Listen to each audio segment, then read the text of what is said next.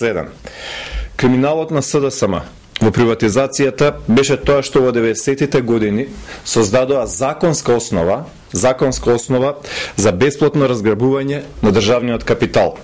Законите во парламентот, во кои што 4 години владееше СДСМ, без никаква опозиција, овозможија и направија ситуација во која менаџерите блиски до СДСМ ги откупуваа фирмите за символични износи и отпуштија 200.000 работници во Република Македонија. Од овие причини СДСМ бара, под наводници бара, ревизија на приватизацијата. Но она што е повеќе јасно тоа е дека тие овозможија законска приватизација која што преку закони овозможи на олигарсите да ги трансформираат фирмите.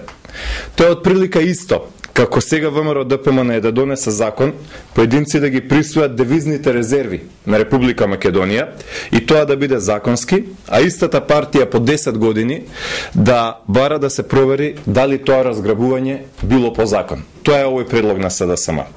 Тоа е крајно лицемерен и нечесен однос кон граѓаните на Република Македонија. Врз основа на досегашното нивно однесување и однесувањето на нивните структури, кои досега го обструираа процесот на лустрација, ние не сме уверени во нивната добронамерност кој е овој процес, но изразуваме подготвеност за искрена, транспарентна и аргументирана